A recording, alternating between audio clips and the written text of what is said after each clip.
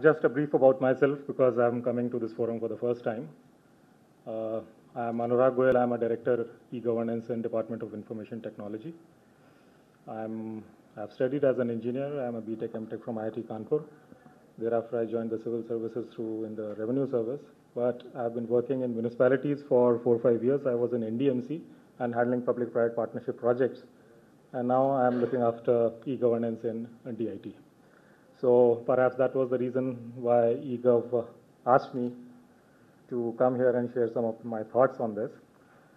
I'll start from what the ex-Chief Secretary Delhi said, that we spend money, yet nothing seems to work.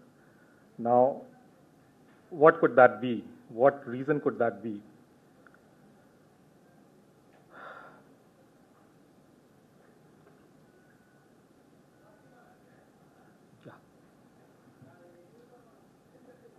Is it because what the Chief Secretary said that people have certain vested interests because of which development does not take place, or is it something else? My feeling is that that may be one of the reasons, but perhaps not the sole reason for this. So these are some of the questions. Why look at PPPs? What is it? I'll not come to the advantages and constraints because everyone is an expert here. And there are no firm answers to this. Every problem has its own unique solutions. But some of the reasons why we should be discussing this in the first place, because as was brought out, if you see this is from an article in The Economist, perhaps lack of infrastructure development is one of the reasons which is pulling us back. In power, for example, the demand outstripped supply by 15%, and we lose about 9% of industrial output because of power cuts. 600 million people do not have an online connection. In ports, the figures are there. It takes in India about 85 hours, 10 times longer than it takes in Hong Kong to handle and reload a ship. Our largest port handles only 9 cargo vessels. Singapore, the port can handle 40. Delhi airport till some time back almost looked like a bus stand. Roads, we have 33 lakh kilometers, which is second largest in the world. But this constitutes only 2%. The national highways out of it constitutes only 2%. And only 12% of the national highways are dual carriageways. So even though we have the longest or second largest road network, what is the quality of it? By contrast, it's perhaps wrong to make comparisons with China, but still this becomes inevitable. So the figures are there. Urban roads, we take example of Delhi. Though this city had perhaps the widest roads which I have seen in the country, but yet the average travel speed is falling year by year. It has fallen from 27 km per hour in 97 to 10 km per hour. Now, let's see what happens with more and more new vehicles coming up. Sanitation, this is a real picture from the same magazine, The Economist. Only 13% sewerage is treated. 700 million people do not have access to a toilet, something which point was made earlier also. 96% children go to school, but studies show that 50% of 10-year-olds cannot read at the basic standard of a 6-year-old. 60% cannot do simple division. We have been talking about the demographic dividend. As you can see from this table, our younger population is extremely large. The working group population is extremely large. So this is an opportunity. But how to utilize this opportunity? This is the reason which was brought out just in this presentation earlier, in this session earlier. Is it because of the bureaucracy? That they say as if it's very cozy in here, we are insulated by layers of bureaucracy. And the impression is that government does not work. But perhaps the reason lies in something else. We are living in exponential times. What we need are large investments, innovative solutions, flexibility in approach, and time-bound manner implementation. I'll specifically focus on time-bound implementation because things are changing extremely rapidly. The government departments which were created to carry out certain tasks, the demand for the services which a government department has to service has increased manifold. I come from the income tax department. When I joined the service, each officer used to have a workload of about 1,000 cases. But after, with various pay revisions and growth in the economy, there are certain areas where each officer is handling 30,000 returns also. It is simply impossible to continue to keep on increasing the size of the bureaucracy. So it's not really a bloated bureaucracy. Perhaps in certain areas there is lesser staffing than what is required. So what we need is large investment, innovative solutions. I'll now switch to a film which someone in DIT located on YouTube, which very aptly captures the exponential nature of changes taking place. It's just a 3-4 minute film, and perhaps throws it helps in drawing attention to what is required.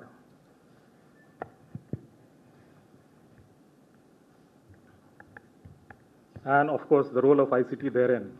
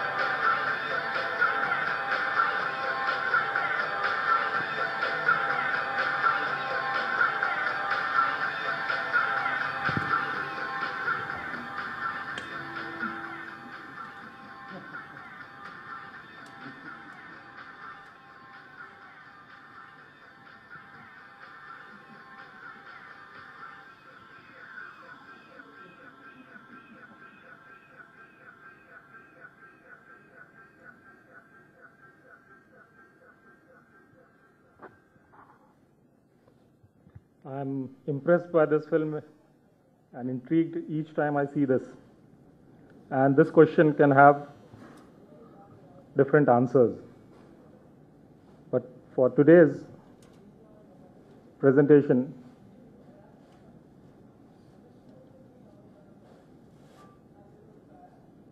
it definitely means that whatever we have to do cannot be done in the government sphere alone. And that is where comes the need for public-private partnerships. It leverages government resources like we were talking about from Lucknow. We have money. With private sector resources, it can be leveraged and we can perhaps raise several times that. speeds up delivery of services, improves the quality of delivery of services. Government is there and should be there as a regulator to manage these contracts. Although we call it a public-private partnership, essentially this is a contract and it has to be regulated, because essentially we are working towards delivery of government services using private sector means. Therefore, the government has to be in the driver's seat always.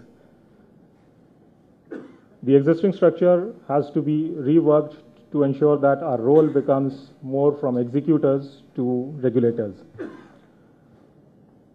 Another issue pointed out this morning, this session in the beginning, was regarding desire not to cede information. Well, whether that may be correct, but there is another aspect to it. ICT is a tool. The government departments are not there to implement ICT just for the sake of ICT. When it comes to a government servant or anyone, whether it is government or private, the impetus to include ICT in day-to-day working is if this reduces or makes it simpler to work. ICT is simply not there to be as an additional task for an employee who is already overburdened. This is difficult. This requires perhaps business process reengineering, or we can call it a government process reengineering,